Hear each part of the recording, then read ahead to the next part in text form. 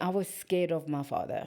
Why? I was very scared of my father. I grew up military, but I was highly, highly addicted to drugs. I was sexually abused when I was a lot younger because I was left to my own demise a lot. I'm now in the streets of Sunnyside, addicted to crack cocaine and heroin. Elderly people took advantage of me when I was young. We are going to be addicted to alcohol. We're going to be addicted to drugs. Papa, nakwela ntatula ang molesta. Kande wawusayetsa something, Joe. Diary of a Grieving Mother. This podcast is inspired by the sudden premature death of my 10-year-old daughter, Kanisile, who passed on from a ruptured brain aneurysm on the 11th of January 2024. But it's not only for grieving mothers. Are you a father? Are you a brother? Are you an uncle? Are you a sister? Are you a daughter who has lost someone or something valuable in your life and you want to come and talk to us about it? Let us hold your hand through this journey called grief. Phone us, email us, let's have a chat as we navigate through the journey of grief. This is Diary of a Grieving Mother. Welcome yet again to another episode of Diary of a Grieving Mother. Yes, indeed, like I always say, it is birthed from my personal experience of having lost my daughter, who was 10 years old, to a ruptured brain aneurysm in 2024, which means it's 2 years now. This podcast is not only for mothers who have lost children, but it's also open to siblings, to fathers, to uncles, anyone who has lost somebody in their life and they feel they want to come and share their experience. They are allowed to. Or maybe you've lost a relationship, you've lost something that is valuable to you, and you feel that you want to come share. You're more than welcomed. My name is Sihle Sibisi, and today we have a guest with us who's coming to share her grief story with us today. How are you?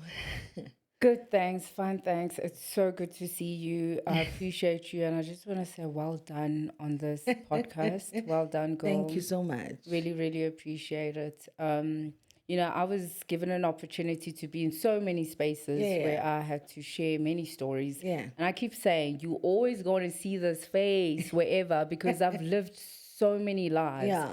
If you're going to try and box me, and I understand why I lived that life because I can share the wisdom and the knowledge. Before we go far, please introduce yourself, your name, surname, and where do you come from? Okay, my name, Livito Lagaki Happy. My name is Happy Patrishko. I grew up in Pretoria. My father is Kemupedi and my mother is Zimbabwean. So I'm a mixed masala, proudly a mixed masala. Umupedi. But I grew up in Pretoria and now, we're here. What are we grieving today, Happy? Okay, that's a good question. So we'll see while I talk to you if I will be grieving, because funny enough, I've done so many spaces where I was given an opportunity to speak about so many different things in my life where I'm a truth teller. That's what I am. My calling is I'm a truth teller, and Happy is there to just try and give people hope. But I've always stayed away from this topic because I've lost dear people to me. I've lost my father, hence why I'm wearing the attire of Sepedi, because my father was proudly Mupedi. Okay. But he was, so this was always a very sensitive subject for me. And people grieve differently. And this is the first time, I know I've shared a lot that I've lost my brother, I've lost my father, but I haven't gone into true detail because I have numbed. I numb pain a lot. I've been through a lot of pain. And I need South Africans and Africans to understand, as African people, we have been through a lot of pain. So a lot of people can relate to stories of individuals. When you say you've numbed pain, to someone who's watching you, what does that mean? They might not understand what you mean by saying you've numbed your pain. So growing up, I grew up with amazing parents, very strict parents, but because of circumstances, my father was in exile for 29 years. That's why I am mixed and met my mother in Zimbabwe, but he was abroad, Europe, Germany, like he was, to describe my father, I think that I'm going to be given a raw opportunity to describe my father today, because I keep saying that I've lost my father, but I don't think the world would understand what an amazing man that I had to lose. Tell us about your father. Okay, so my father was born in Karaskuku, Ramaloma, from a royal family. And he was an orphan, and he had to grow up quickly. And then he came to Pretoria and Johannesburg, no education, got involved into ministry, and then immediately into politics. So already that tells you that his foundation, whenever I watch Shaka Zulu Ilembe, it reminds me a lot of my dad's strength and a lot of who my dad is. Tell me something. If your father was having so many different roles, when did you get to spend time with your father? And you spending time with your father, when you looked at him, did you see my hero, my father, or did you see an absent father? Good question. So now I'm sitting here and he's not around anymore. And that's what I'm going to say to people, that if you still have your father that is alive, make time. Because now I'm sharing a story of how amazing he died with his dreams. And me as his daughter is here to share his story. And what I see, like you said, is a hero. Wow. My dad would have been the greatest president of South Africa. I kid you not. He was not in exile for he was not in prison for 20 something years. He was in exile on the run for 29 years. Oh, wow. There's a lot of newspaper articles about how my dad was a genius in all these different countries. He was a pilot, he was a businessman, he owned a lot of petrol stations. So you know what a latlamiki is? No, please. So my dad had many children. I had a lot of brothers and I only have one sister. Okay. So I do come across as a little bit masculine because I get that energy from the strong lineage Are that there my brother many comes brothers from. and sisters coming from one mom? Okay, as an African child, I'm not comfortable speaking about that because how we were brought up in my household. And I've heard this, and good question. I'm glad you asked. I'm glad. Yes, the truth is, but in how I was brought up, you know, people are trying to use polygamy. Polygamy, yeah. Polygamy, help me with the English word. Polygamy. They're trying to modernize it and use it now, but I've witnessed it. And I'm from a family where we did not say, this is your half sister. We This all is not sisters. your mother. Yeah. That's your mother. And that's your So sister. when I grew up knowing that all my siblings are my mother's children. So I don't know beautiful. if you follow. No, I do follow. So for me, good question. Yeah. I think we just need to. I always like when I hear this is my stepsister. I'm like, ooh, African child. If she was truly your mother and you know showed the mother values, that is not your stepmother. That is your mother. I think as Africans, even the notion of saying my cousin doesn't exist. Yeah. We end up saying, no, that's my brother. And Yeah. that's my sister. That's how we've been brought up. Yeah. But I want us to talk about, in your eyes, who was your father to you? You specifically. Okay. All Who right. was he to you? And at what age did you realize that, oh, snap, my dad is actually a big deal? Yeah. So my father, to me, I was scared of my father. Why? I was very scared of my father. I grew up military. Okay. I grew up my father was very strict. He didn't take nonsense. A girl will not put makeup on. We will not wear short skirts. You dress elderly people as sir and ma'am. So I grew up with with my father being very, very strict. He brought us up military. So when you are young, you are in a flight.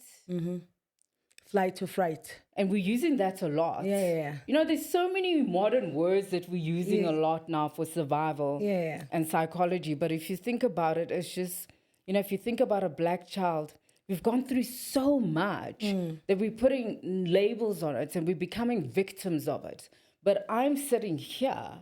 Yes, the way my dad could have handled the situation was a bit hard for a little female child like myself. So could you run to him? No. To hug him? No.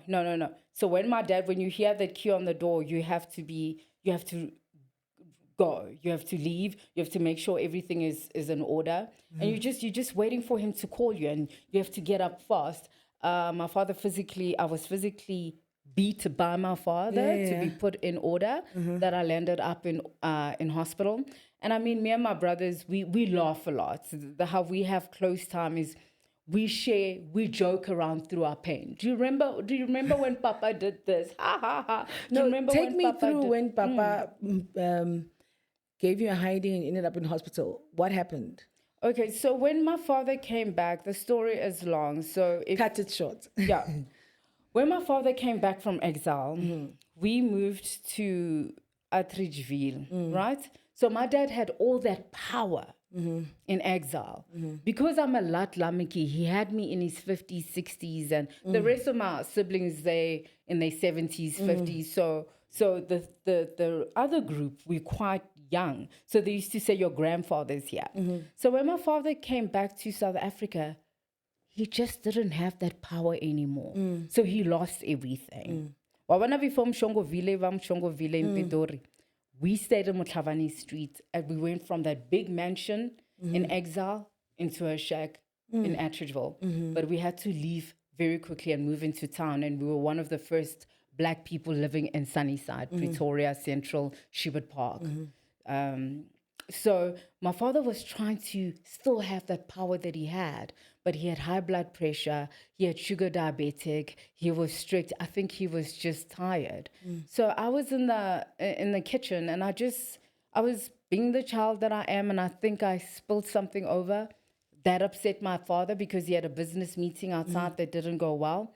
And he beat me up for being a loud child. You know, a child must be seen, you know. Not heard. Not heard. Yeah. So so my father hit me, and I landed up in hospital, which made me stay away from my father because I didn't feel safe. So good question that you asked. Now I'm seeing what an incredible, because my people always say, how do you always speak so highly of your father when he's done that to you? I'm like, listen, that is his consequence. But the man that he was a great man, and he's achieved a lot of things in his life. That's why I have the strength that I have today. So can I, most of us Black, or should I say African people, we grew up in households where we were faced with physical, emotional abuse from our parents. And you find that now in our adulthood, we are dealing with our childhood traumas. That's what happened. And us facing them sometimes is very difficult, because if you still have your mom or your dad alive, for you to sit down and have that conversation is very difficult. So I'm listening to you right now, and I'm I'm listening to you right now, and you're speaking about how militant your dad was, how strict your dad was, but through all of that, you still saw a hero. When your dad passed on, where were you? What happened? And how did that, just tell me, where were you and what happened when your dad passed on? Because now you're staying in Sunnyside, right? Yes, no, I was fine. I had my own place in Acadia. I was working. I had my own car. I had my own little scooter. Life was good, but I was highly, highly addicted to drugs. Okay. Reason of me being addicted to drugs, again, you said, it's because of your childhood trauma. Yeah. So now, while we're running away from home, I was sexually abused when I was a lot younger, because I was left to my own demise a lot, because there's my father going out to try and seek the power that he had in exile, but he's not getting it in his own motherland when he's come back home. So here we are. I'm now in the streets of Sunnyside, addicted to crack cocaine and heroin. So when my father passed away, I was working. I was working at a restaurant. I was managing a restaurant, and my then boyfriend usually collects me from work. And he took me home, and I was wondering, why are you taking me home? And then when I got home, I found my siblings crying very hard. And I couldn't share a tear because I was numb. Like I said, I numbed everything and I just survived. There's a lot of things. That's why I'm in a lot of spaces, because there's a lot of things that happen to me that are extremely traumatic, but it makes you who you are today. And now I'm grieving my father because I felt like You know what? He has been through a lot himself. He was an orphan. He comes from a royal family. He physically abused you. You know what? It is what it is, black child. It is what it is. We need to, yes, it happens to us. But it can't define you. It cannot define you. It cannot define you, because if you're going to sit on victim mode, I'm telling you this, I am sensitive to what happens to us.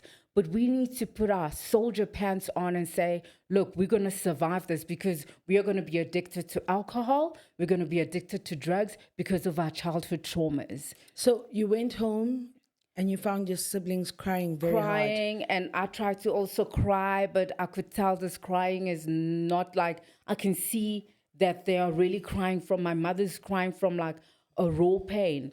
And I'm such an empath. I love people, but I'm also cold because of how elderly people took advantage of me when I was young. So because I share a lot of light, I can be cold at the same time. So I didn't feel anything. Are you serious? I didn't feel anything.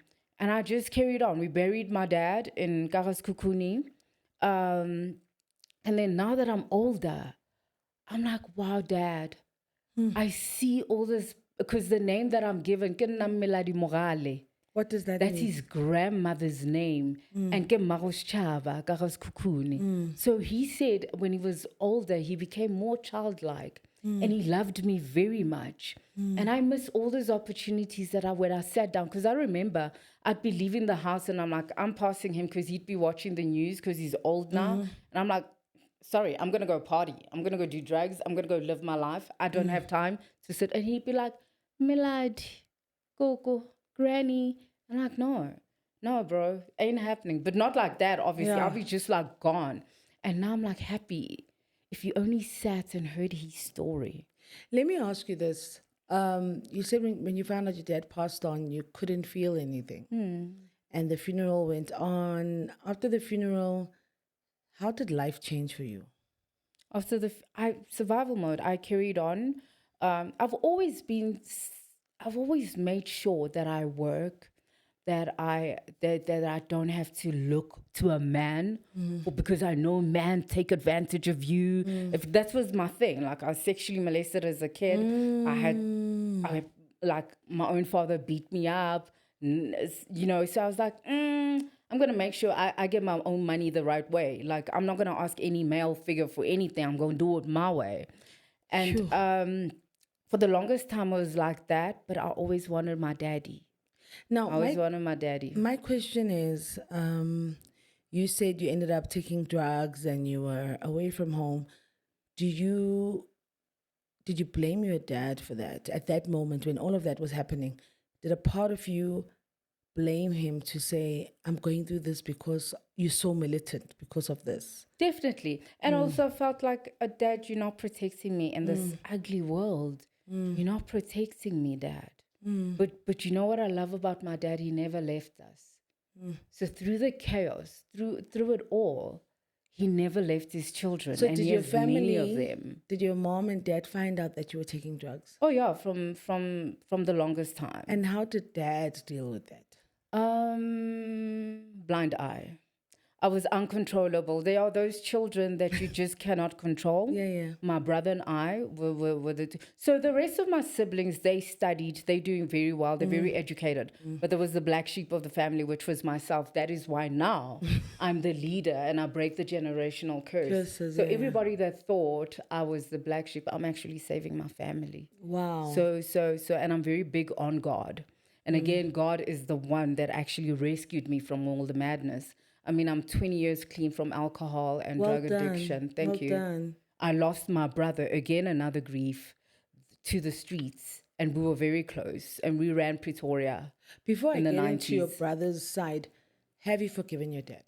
Of course. Did you forgive him before he passed on or after he passed on? Or have you gone through a journey of saying, okay, Dad, I see you and now I understand why you did certain things. I forgive you. At which point did you forgive him? You know, a lot of people has heard my stories and asked me, how on earth did you forgive? I'm going to say this again. You need to be truly born again. And you need to understand who God is. Because once you receive that love from God, because I was a rebel, I was a menace to society.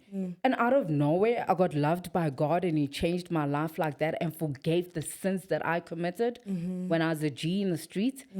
Who am I not to forgive my Father? So, good question. A lot of people have a lot of unforgiveness.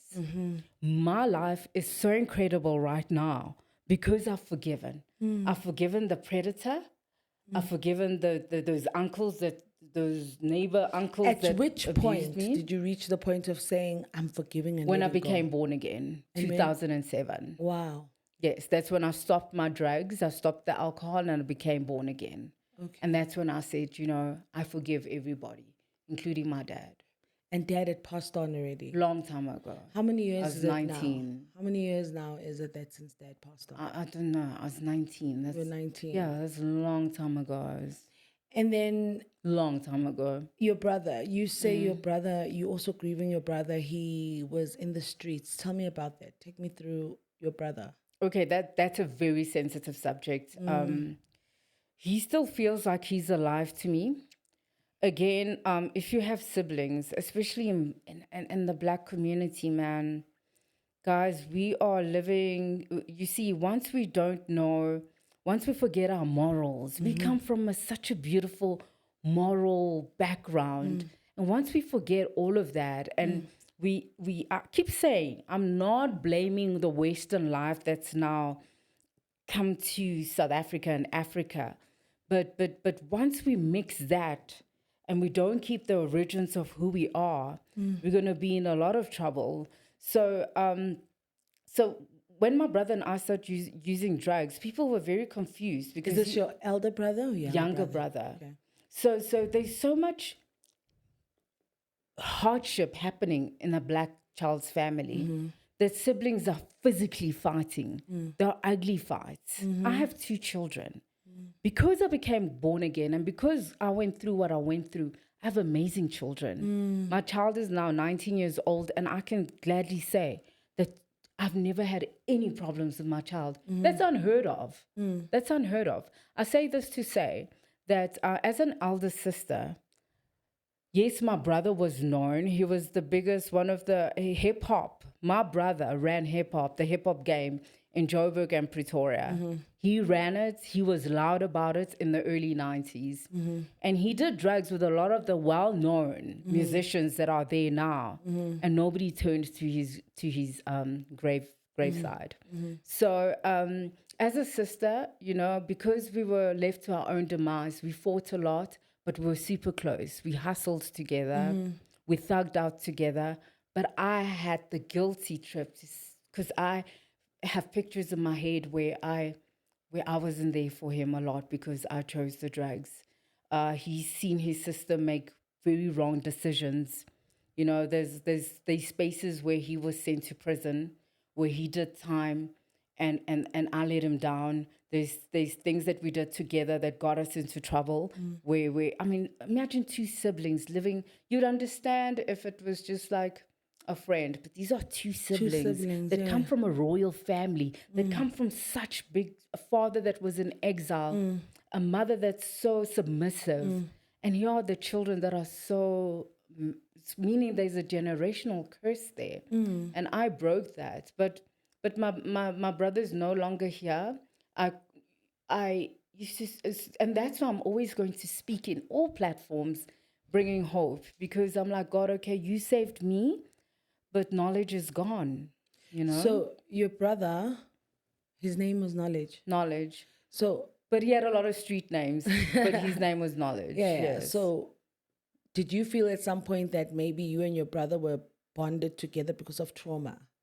That's Maybe what it was. It was a trauma bond. That's exactly what it was. Where you felt that you were taking drugs, he was taking drugs, but we couldn't say no about it because it was trauma that made us say we're going to be fine if we're taking these drugs together. That's exactly what it was. That's exactly what it was. And when did he pass on, your brother? He passed on when I got saved, just a year after I got saved. 2008. Yeah. Okay, I'm not ready. I thought I was ready, but I'm not ready. I'm really not ready. Yeah. Yeah. We can talk about my father, but I'm just not. I thought I was. Talking about I your thought I was brother. going to represent him, but yeah, no. So you're still in that I'm valley going to of numb that. Yeah. you're still in the valley of you haven't yet accepted that he's gone. Yes. In your world, he's somehow still there, but you haven't accepted fully that your brother's gone. Yes. And that's why you say you're gonna numb it. Yeah. For now, we're going to Give me park it. tissue. Yeah. No, I'm good. Thank you. You're I good. love you, sis. Thank you. I'm good. I'm good. Okay. Did he have kids? No, he was young. We were young. He passed away when he was 26. Oh. But he was such a musician. He was a hip hop artist. He lived what he rapped about. But this is what I'm gonna say. You know, I'm worried about, not worried. I just need the black child to get out of that victim mentality, because I don't think people understand how low I was. I don't think you don't even know what it took me to get here. I got stuck in my car, and my car's never been stuck before, and I got stuck to get here, and I was jumping over the fence in the highway, and I said, I am going to share the story. The enemy's a liar. I will get you. And you've been so phenomenal. Thank you, sis. Thanks for your love and kindness. But I just want to say that South Africa, we are moving at a very fast speed, a very high speed. My father didn't get to live his dream. He passed away. Nobody's thinking about him now. My brother, Knowledge, I look at a lot of hip hop artists now, and they were in the game with him. And I'm thinking, you know, he didn't get to share his story. I'm boldly being here, and I'm being my authentic self. And for as long as we're not going to be copycats and copy what we are not, we are going to be in trouble with alcohol, with drugs, because it's still going to be bad in South Africa. But they need to hold on to God, because that's what literally saved me. And people just keep thinking we talk about God in a mediocre way. But I'm telling you, I don't get Thomas Makolagawana. Like, there's no ways I'll believe a God that I don't see is not doing anything for me. But it's been 20 years now, and yes, I'm getting punched in the face, but it's so nice to land on God than to land on alcohol and drugs and pain. So tell me this. I know you said you thought you were ready to share your brothers. Right? I really thought. You thought you were ready to share about your brothers, where you were when you found out about his passing. When you see people or the young generation or similar to your brother's age and stuff, does it trigger anything to you where you see young people who are also addicted to substance, who are out there? Does it trigger you in any way? It doesn't trigger me. It makes me sad because I know how it is to face life sober. So meaning those drugs, they're trying to oppress the black mind because we have so much to give to the world. Look at me now. And I say it confidently. So it doesn't trigger me. It makes me sad because I'm like, I know it looks cool now, but it's not cool. It's a trap. It's a trap to put you back into slavery. It's a trap to put you back into sleep mode. And you can't live to speak what your calling and assignment is.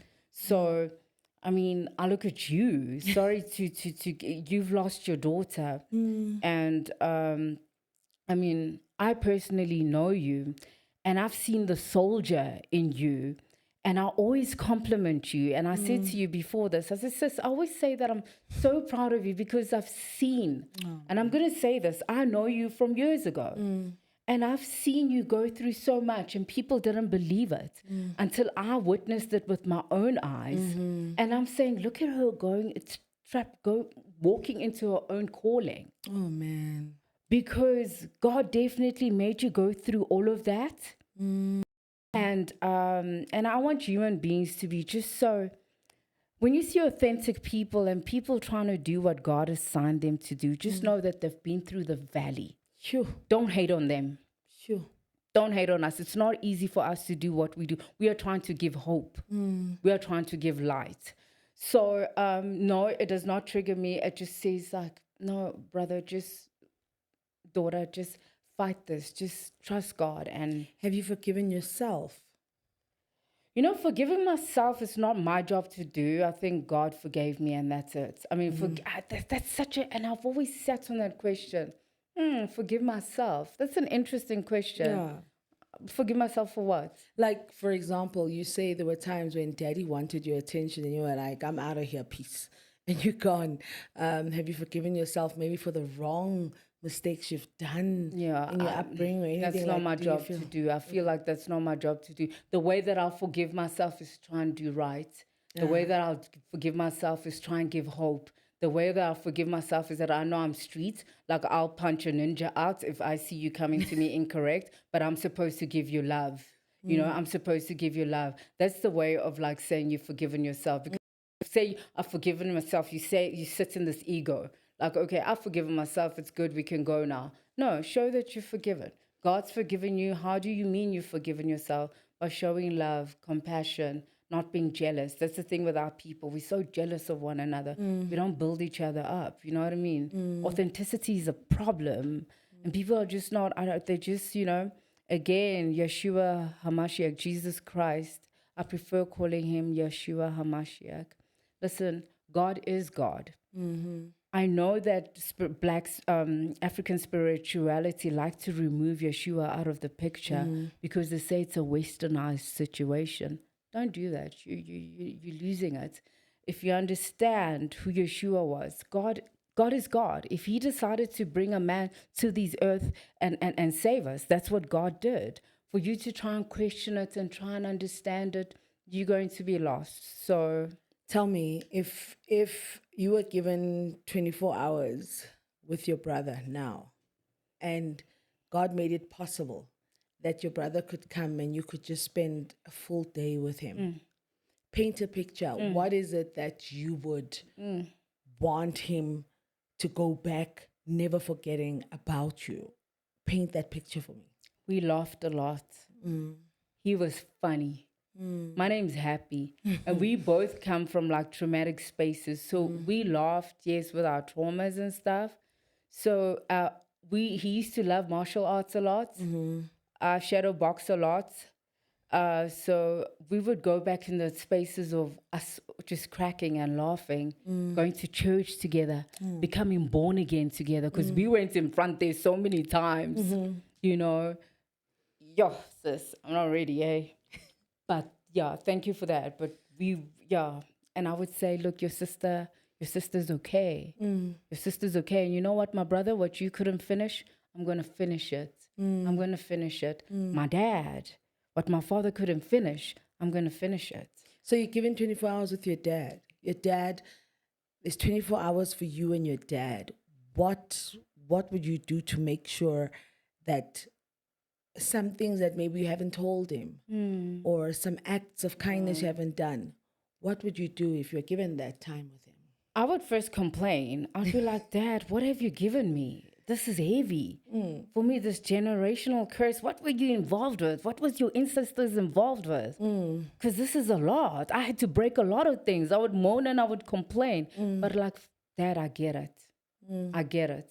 And I'll soldier on and I'll do it. And I'll save our people. I'll save our people. I'll bring hope. Look, God's the one that saves. But, you, my sister, myself, with our stories, everyone out there with their stories, we can only bring hope. True. And I'd say to my dad, I was like, Dad, I see you, I love you, and I know you loved me very much, and I understand why you were the way that you were. I understand it, Dad. I'm not going to say, oh, my dad. And that's what we do. I'm not complaining about Western psychology and stuff like that, but stop. Do not sit as a victim. Is there one specific question you'd want to ask him? Is that just one question you'd want to ask him? What would it be? Papa, nakwela ntatula ang molesta. Kande wawusayetsa something, Joe. No, I wouldn't say Joe. Yo. But you would ask him to but say, I'd say, Papa, Dad, Kande, what happened there? what You're happened? so strict. You're so strict. You didn't want me to have boyfriends. Yo, okay, we're not when getting you got emotional. molested, did your dad know about it? I think he knew. Who did you tell? Sorry? Who did you tell? You know what? They need to stop this question. Like, I want to punch a wall, seriously, but I know the Lord. I love Jesus. Don't ask a child, who did you tell, my ninja? he's giving me a sandwich. He's giving me father figure love. And he's saying, shh, don't tell what's happening right now. Who do you think I'm going to tell? My strict father. When I'm older, I tell my kids. You know how I had to shelter my kids? I have 2 girls, amazing girls. I had to shelter them. I had to not even let my husband come near my children. That's the aftermath of it. So this thing is huge. If that is you now trying to protect your kids from what happened to you. I over-sheltered my kids. Joy. I over-sheltered my kids. But now I'm grateful but also you need to over-shelter your kids with the wisdom of God. So that's the only thing that I would say. But the rest of the beatings and my father made me a soldier born. Give me that thing. Like he really did. I can go through a lot of things in life that a lot of people can't because I have God and because of the way my father trained me to be. And Papa, when he answers you and he says, but I never knew my child. Papa knew. It's okay. Don't worry. That's between Papa and God. Yeah. But God is so merciful. It's just, shame. Do you feel that sometimes as mothers, we mothers now, we, like you say, you over protect your daughters. Do you also see that as a trauma response where you're like, hey, I can see it from a mile away. I went through it. Yeah. And you're trying so hard to overprotect it. And does that sometimes make you feel guilty? Or how does that make you feel? Thank you. Sis, I had to make sure that I don't overdo it, right? And I'm going to say this to mothers, especially our generation, Bo Tupac, that generation. We already were westernized, So now already, I remember when I used to smoke cigarettes, I used to hide. Now, our black female is smoking in public with no judgment, guys, with no judgment, because I've been down the road. So we've been exposed to a lot of Western life. So I'm just saying to mom, I know you want to make it about you, but while you have this child, especially between the child being born and the child being through her teenage life, just forget about you. That's what I did. I made time for my children. And I said, my time will come. I had my time. I had my time when I was like, OTLC, I had that time. I can't carry on while I have these children. These children are not mine, they belong to God. So I completely focused on my girls. But I also had to, the Holy Spirit had to say, okay, Happy, you getting that you are overdoing it. You're overdoing it. Just come back. I've got you. And then I had to no, my anxiety was huge. I'm not supposed to have these braces in my teeth. I have them because I grind my teeth a lot, because I'm anxious, because I've been through a lot of PTSD, right? So imagine now having 2 girls and you have to protect them, and already that's playing behind you. So I'm going to say, mothers, you have to focus completely on your children, but you need God to guide you through it. Now, you say you had PTSD, which is post-traumatic stress disorder. I still have it. And you still have it, yes. Yeah. Now, this also, is it because of your grief? Grieving your brother, grieving your dad, and everything you've been through? And how has it affected your husband? Did it somehow affect your home, or what happened? Big time. Yeah. Sis, people that's when you hear different stories, you're like, okay, I've been through that. Okay, I can relate there. No, I've never been through that. No, I've been through everything. I've been through everything. That's why I'm everywhere, because I'm relatable. Okay, it's a miracle that I'm here. That's why I believe in God the way I do. So my husband, I've known him since we were 17. So we grew up together. He's been through hell with me. Wow. I'm not going to say hell, because hell is something else. He's been through the most. The most. Yes. He's been through the most with me, sis. I had to work hard. I had to work very, very hard. But it's been 20 years and I'm in Christ now. Also, I don't want people, remember that people can make you feel guilty of who you used to be. Yeah. And then when you are now in light and you have expanded through wisdom and through just being behind the veil with God, when you have that small little trigger, they're like, there she goes, the old Happy. Be careful. That can be a trigger for you, and you can feel like that little person, that monster that they portray you to be. I think that's why I always say that no one can claim to know anybody, because I may claim to say I know Happy, but I know Happy is a different version of what she was then. Yeah. So I might be saying I know you from the past. Yeah. And if I look at you now, it's like I actually don't. This person has changed. This person is right. something else now, Yeah, you yeah, know? yeah.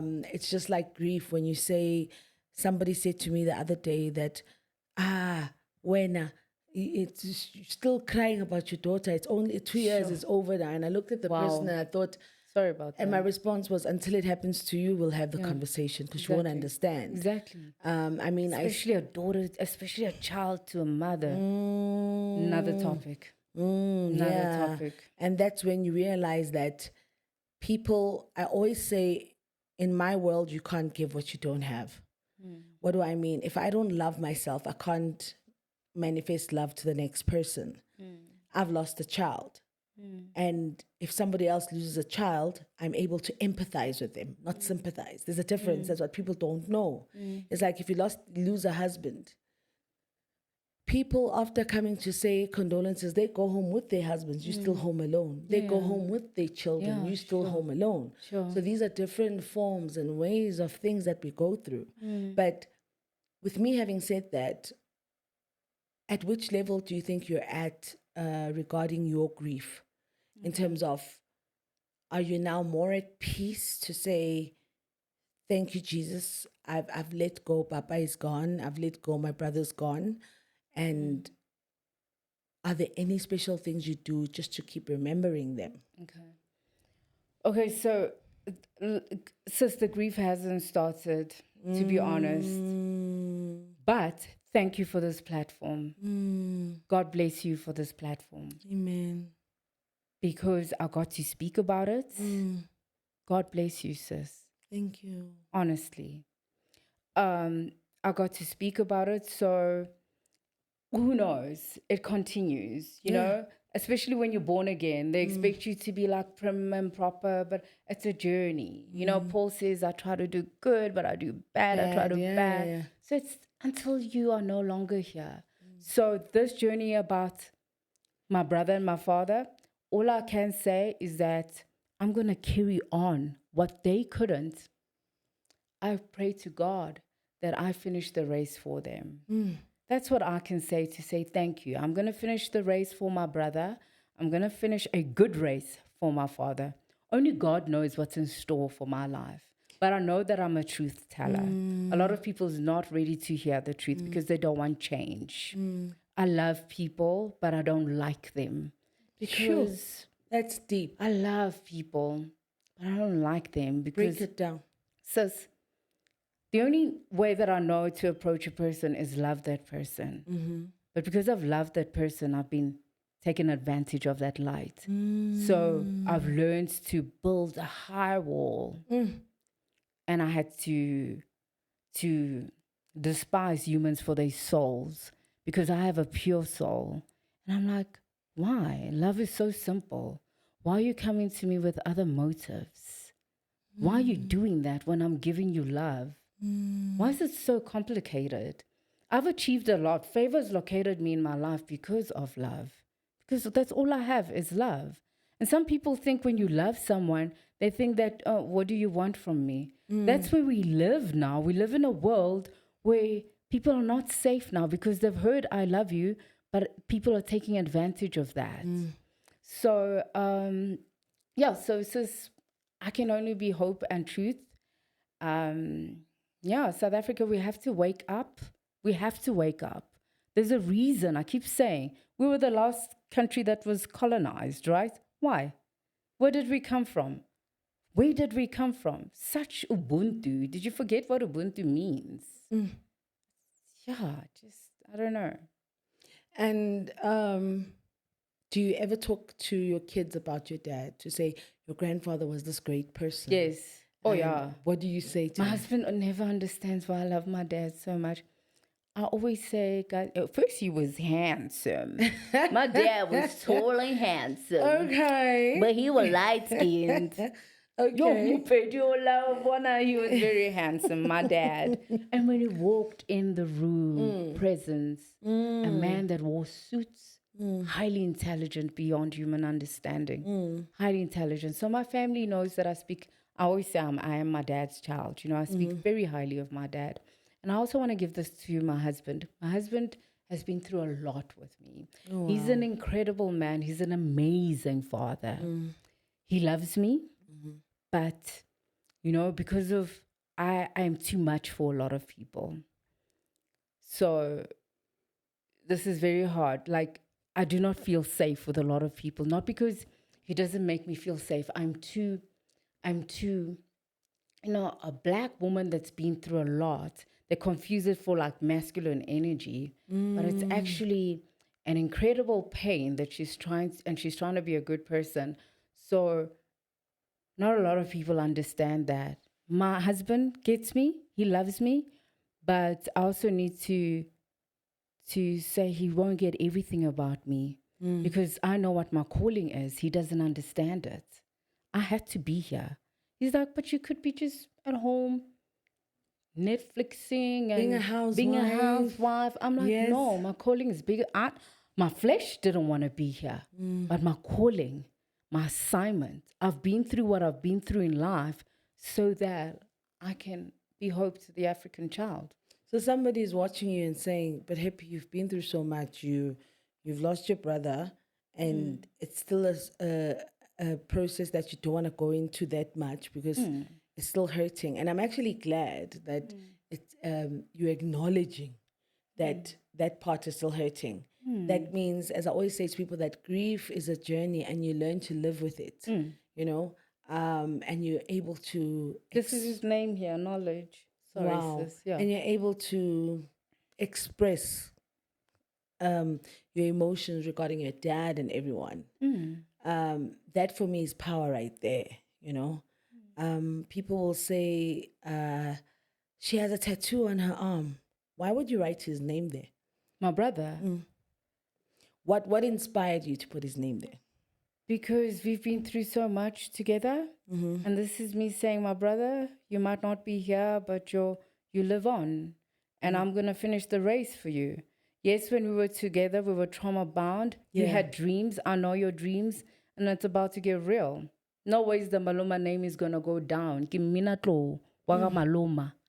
There's no ways the enemy is going to bring me down. No ways. And I'm going to finish what my brother's dream was. He rapped music. He was a rapper, hip hop, through what the streets was doing to us as a black child. And I can speak it here on the platform. What he went through, what I went through. And now I came on the other side to tell the tale.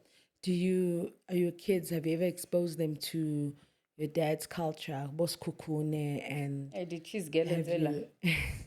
There will come a time. Yeah. There will come a time. But I'm sure you do tell them some stories. Oh, yes. Oh, yes. I mean, they prayed for me this morning. I showed them mommy's attire.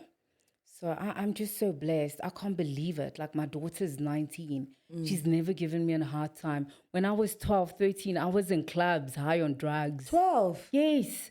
I was high on drugs. I dropped out of school. I don't have any educational background. I went to Hillview High. I went to Lotus Gardens. I was Dunstan at 6. Grade 8. Yeah. But don't let that define you. It happened to Do you. not let that define you. There's a lot that I've achieved afterwards, but only in God. Only in God. So my child this morning, she was driving and she came back. She's like, Mom, I just came back from Department of Education. No, my matric, I'm not happy with my matric results. I'm going to cry again. Guys, do you know... This is a child that I had when I was addicted to drugs. She's the reason why I stopped using. My child. Okay. Here I have this child that's telling me, Mom, I just came back from the Department of Education. I'm like, did your dad take you? He's like, no, I drove there myself, and I'm not happy with the 75%. They have to they're going to redo the test, and Mom, I've got a feeling my marks need to be higher. This is how disciplined she is. She works out in the morning. When I'm looking for her, I don't have to worry. Where is she? Like, oh, Mama, sorry. I put my mom through so much, And then because... And your mom's still alive? Yeah, very much so. Yeah. Very much so. She's in Pretoria.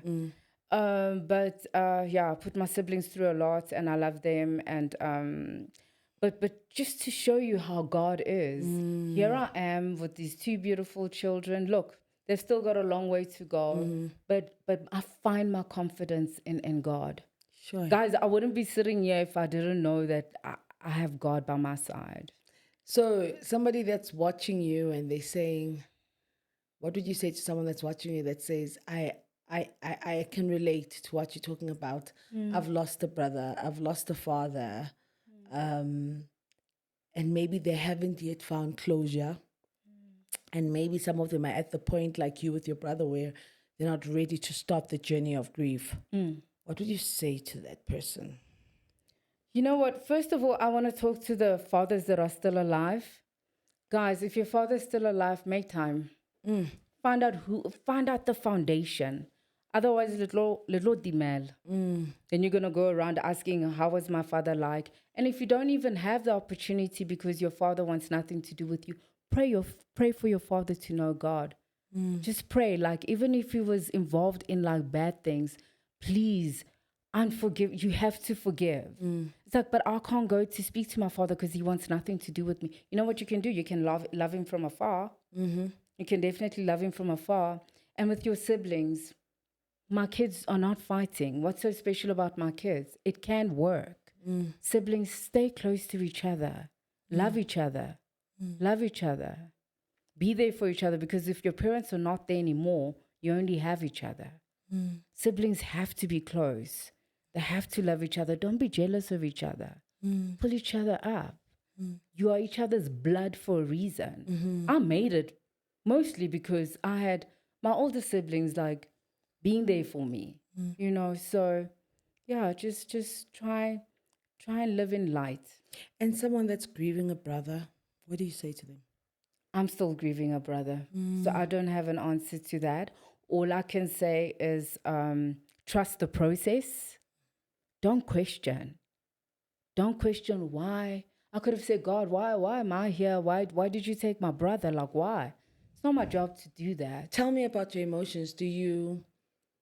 I believe in feeling my emotions cold turkey. Like, I believe in, if I'm triggered right now about my daughter or my dad, because my dad also passed on, I've learned to no longer sweep it under the carpet. Okay. I will allow the feeling to come through cold turkey. Wow. You find that at times when I'm at work, it will happen at work, but then I have to. But then when I'm amazing. driving or whatever, because I want to feel that feeling cold turkey.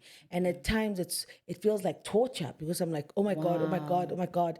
I remember a few weeks ago when there was that horrible accident where kids died at the Val crash. I was triggered, right? And I was like, no. And I started crying all over again. And I got a call saying, we'd like you to come to the funeral. And I was like, yes, on the phone. But then I sat down and I said, no, I'm not going, because I know my triggers, you know, because the way my daughter passed on, it was sudden. So it was as good as she could have been one of those there. So I went through a weekend where I was just completely wailing and crying, like That's that needed. trigger came out. So It's needed. do you go through phases where you are just allowing yourself to just be and just feel the pain and just feel the emptiness and the loneliness? I'm supposed to do that, sis. But because of the way I am and how life has made me, remember when I was physically beaten up, I had to take it and then move on. When I was sexually abused when I was a kid, I had to take it and move on. And we have to. And so when I feel the pain, a thought of my brother, I quickly, like I said, You get yourself distracted. not distracted. I move on like a soldier, because that's who my dad trained me to be. I move on like a soldier. No time to feel anything. And when you think of dad, I need to move on like a soldier and do what I need to do. But there will come a time where I will do what you do. It hasn't come yet. Yeah, I was no, of about to do course. it now. And again, I was like, no, we need to soldier on and get the job done. Yeah. And that's how I survived. I mean, I just soldier on and I get the job done. But I do have a lot of time with God. And that's when I can just, I don't know, I'm just really obsessed with God, because I think the rest that happens to me, I'm like, I don't question it. I'm like, okay, God, I just have your assignments, and I trust the process, good or bad, whatever's happening to me. I'm not going to, yes, okay, we're dealing with it, but I'm going to fall on your lap now, and then we move on. So maybe there will come a time, I do not know. I was ready to talk about my brother, but it didn't happen. So let's trust the process. Do you believe in therapy? Are you seeing, or did you see a therapist to deal with your grief and your childhood traumas and stuff? Therapy can be good and it can be dangerous. A lot of us are falling into therapy, but if it does not have God, I'm sorry, we can lose it. They give a lot of medication. Like even the teachings could be false. I'm sorry. I'm sorry. But therapy is good. Yeah. It depends where you get it from. I tried seeing people since I was young. I mean, my boss, they were sending me to all these, but I throw hands because they're triggering me. And that never worked for me. But I know you say, oh, but Happy, you keep going to God, but you need a human being. Guys, God has been the safest place I've ever been. Do you feel that maybe one day you will need a solo vacation where you just face yourself, like away from the children, away from the husband, away from the noise of the city? Sis, I face myself every day because I'm always alone. I'm a proper introvert. That's what I'm saying. My safest place is God. Like I'm such a lover that I need a human being to just show me love as well. So why am I going to like sit on this God that you don't see? Because I can feel God's love. So I'm always solo. That's why I always come out so strong, because I'm always at God's feet. Always. So that's my solo place. I'm constantly with God. I'm always alone. When it's time for me to be a parent, I'm a parent. When it's time for me to be a wife, I'm a wife. But outside You're able that, to wear the different hats. yes. But outside that, I'm generally by myself spending time with God. And He downloads a lot of peace, a lot of visions, a lot of good things. Your last message to somebody that's listening to you right now and they're like, Happy, I don't know where to start. Like, kuningi, it's a lot. What's your message of hope that you'd love to give somebody that says, somebody that says, I'm also numbing it. I don't want to face this grief right now. I'm too afraid. What do you say to somebody like that who says, just like Happy, who's numbed the grief of her brother, I'm also numbing this grief? What do you want to say to such a person? Okay, guys, so if I didn't have God, all right, I would have numbed it by drinking more. Yeah. I would have been dead now because my brother's passing would have killed me because I would have taken more drugs. If I numbed it without God, I'd definitely be dead right now. So I say, give it to God. I know people love to question God, but God, why? But trust the process. Trust the process. Do what my sister does. If you feel like crying, cry it out. Yeah. I'm not like my sister. I ain't like my sister. I You're wish the I hard could. body. But I'm so soft. Get soft, they young. And somebody who says, But don't mess with me. And somebody says, I've lost a dad also, and Happy, I can relate. Like, I also feel my dad was too strict. He gave me tough love. He was militant, and he's gone now. And somebody who's dealing with unforgiveness, they can't forgive their father for that militant upbringing. What's your final word to them? They have to forgive, sis. Black child, forgive. You know what we're sitting on? Unforgiveness. Yeah.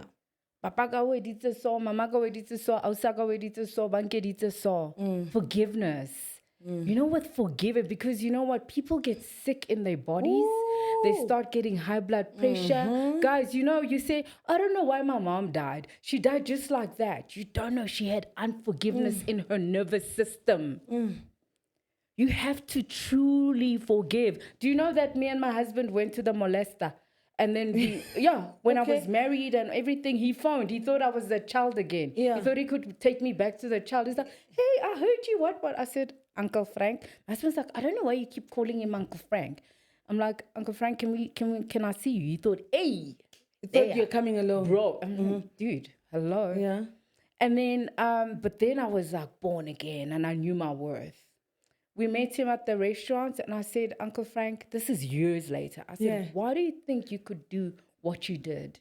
What do you mean? I was like a father figure to you. I don't know what you're talking about. I'm like, you know what I'm talking about. But anyway, I said, I forgive you. I forgive you. Next year, he died very badly. So, guys, don't try and take the power in your hands because God's wrath, my people, God's wrath is another thing. So people you always, forgive. yeah, you forgive, you don't revenge because that's God's work to do. You forgive and you carry on. Forgiveness is big, guys. It opens so many doors of favor. And if you stay with this unforgiveness, you become sick, very sick. Yeah, you can hear what Sister Happy is saying, that forgive. I always say sometimes you forgive not for the next person, but you forgive for yourself. Yeah. Because so many diseases we get, chronic headaches, back pains, arthritis, because of unforgiveness that we are harboring within ourselves. I think from this episode of Grief with Sis Happy, we've learned a lot in terms of forgiving, letting go. And also, we love the fact that she's so real to say, this part, I'm not ready. I'm numbing myself from it. Remember, it's a safe space where we're able to just unpack everything at your pace, making sure that you are starting to tippy-toe or crawl through this journey called grief. I am Sihle Sibisi, and this is Diary of a Grieving Mother.